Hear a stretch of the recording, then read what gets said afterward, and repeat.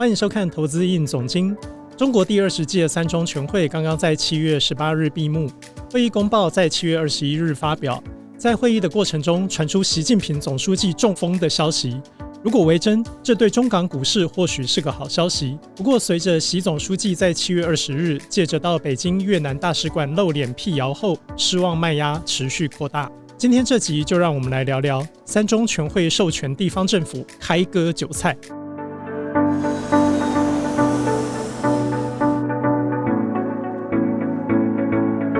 整个三中全会的决议文其实只有一个重点，那就是给人民加税以补充政府收入。而细看决议文的内容，又可以梳理成房地产、税制与物价这三个面向，看中国中央是如何授权地方政府从这三个方向展开取民利益、补充国库的行动。第一是房地产，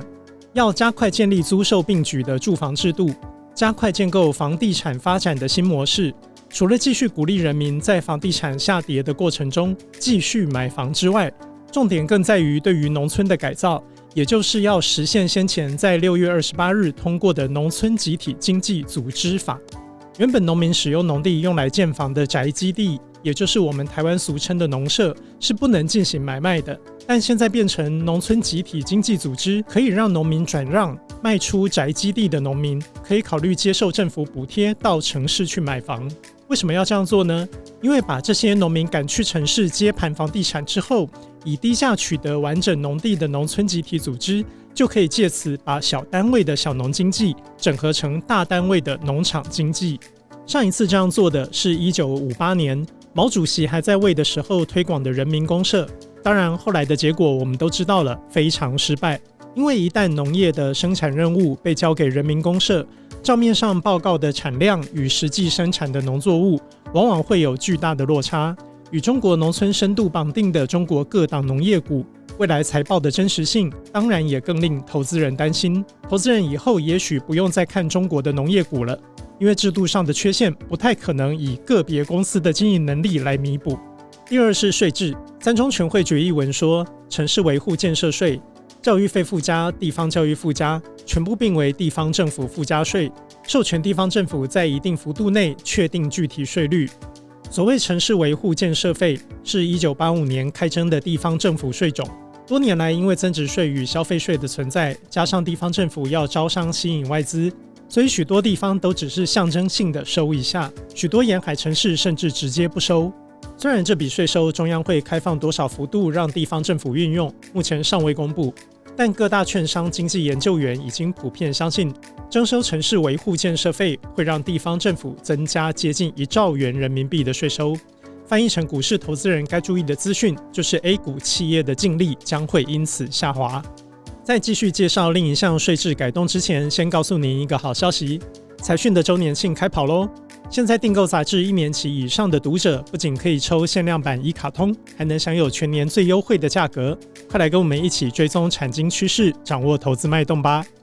除了前面说到的城市维护建设税与教育附加税全部并到地方政府附加税，并由地方政府核定税率进行征收之外，三中全会还决议将推进消费税征收环节后移，并稳步下化地方。翻译成中文其实就是改动消费税的征收顺序。原本的消费税都是跟着生产商出货的时候收取，不论是茅台酒、五粮液还是青岛啤酒、康师傅、旺旺的产品都是如此。因此这些消费厂商在出货的时候都会先低价卖给自己的行销公司，然后再铺货到全中国，这样就能降低被征收的消费税额。但未来将变成在哪里消费就在哪里收消费税，也就是消费税的收取顺序会被放在销售链的最终端。举个例子，同样一瓶康师傅出产的瓶装水，却因为中国各省生活水准差异很大，上海的终端售价可能是青海、西宁的3倍，而把消费税转到地方收取，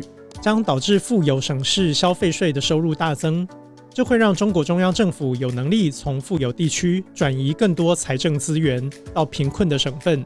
但是对股市投资人来说，消费型企业将会因为税负比率增加而导致毛利率的压缩。可以预料，消费税制的改变会冲击所有消费型企业的获利。第三是关于物价，三中全会提出要推动水、能源、交通等领域的价格改革，协助居民优化水价、电价与天然气价格。所谓优化，其实就是要变相涨价了。先前重庆燃气就曾有让电表快速运转，导致用户必须多缴燃气费用的案例。水电、燃气这些产业其实全部都掌握在中国国企部门手上，所以涨价也就是变相给人民加税，补充政府收入的概念。不过 A 股的投资人需要注意，虽然前面说到的人民公社将不利农业股，以及税制改变将冲击企业的获利，但是优化水电价与天然气价格却是能实实在在的拉抬国企股价。把 A 股10大国企拆开来看，包括3大石油公司中石油、中石化、中海油，4大银行中国银行、中国建设银行、中国农业银行、中国工商银行，加上中国移动、神华能源与长江电力，合计 12.76 兆元人民币的市值。他们在过去5个月在 A 股的股价平均拉升1倍，贡献了上证 A 股约1000点的涨幅。综合以上几点，可以说3中全会后，中国开展了全新割韭菜计划。然而我们翻开中国国家统计局公布的2024上半年经济数据，亮眼的表现似乎在告诉投资人，这些都没啥好担心的。根据2024上半年经济数据，国民消费上升了 3.7%， 第一季 4.7%， 同时又公布国民人均可支配收入为20733元人民币，较去年同期上升了 5.4%， 其中城镇上升 4.6%， 农村上升 6.8%。另外，人均工资收入为11950元人民币，上升了 5.8%， 跟中小企业有关的人均经营收入增加了 6.4%， 跟家庭投资有关的人均财产收入上升了 2.1%。 从数据来看，中国经济一片欣欣向荣，稳中向好。不过，中国国家税务总局公布的1到5月的税收数字就长得不一样了。国内增值税较去年同期衰退了 6.1%， 企业税所得衰退了 1.7%， 个人所得税衰退了 6%， 只有国内消费税上升了 7.2%。 简单来说，就是统计局说人均收入上升的同时，国税局却报告收到的税没有以前这么多。同样是官方公布的数字，结果却是大相径庭。这背后的真相大概只有习总书记知道了。财团粉丝们，您认为中国国家统计局的经济数据与中国国家税务总局的税收报告哪一个更可信呢？ A. 中国国家统计局， B. 中国国家税务总局， C. 不知道。留言告诉我们吧。今天的投资硬总经到这边告一段落，喜欢这个节目的观众记得帮我们按赞与分享哦，我们下次见。